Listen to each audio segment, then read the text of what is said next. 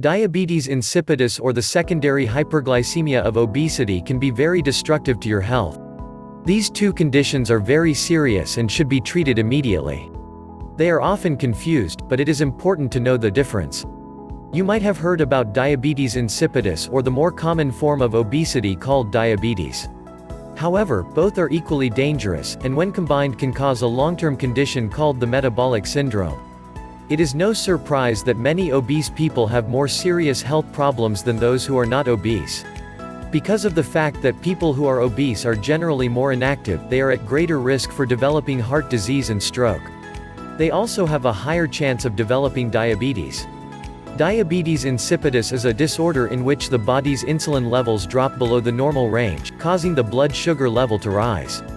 The more a person is overweight, the harder it becomes for them to control their blood sugar. It is important to understand that being overweight is a major contributor to chronic health conditions. The key is to have a healthy diet and exercise to keep the weight in proper proportion and keep the body healthy. Diabetes insipidus is often caused by genetics, and so any attempts to treat it with medications may prove to be ineffective. This is especially true if the patient has already had an episode of diabetes insipidus. As far as your own health is concerned, don't let yourself become an easy target for self-defeating behavior. You must continue to improve your lifestyle and live healthy as long as you can. It is best to stick to short-term goals, rather than setting longer-term goals with the idea that you can achieve them. Set a goal and keep it short, such as eating 5 portions of fruits and vegetables a day. Sugar is not the only problem in obesity, and obesity is not the only problem in diabetes insipidus. If you have diabetes insipidus and are trying to lose weight, there are plenty of suggestions you can use. A good place to start is with healthy eating and regular exercise. If you do have diabetes insipidus, don't worry too much about your physical appearance.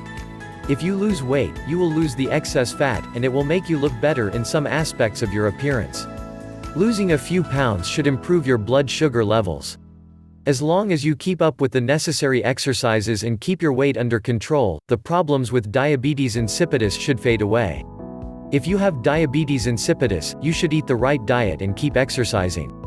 This is all you can do to keep from being a victim of the double jeopardy of diabetes insipidus. To get more information about treating your diabetes, click the link in the description below.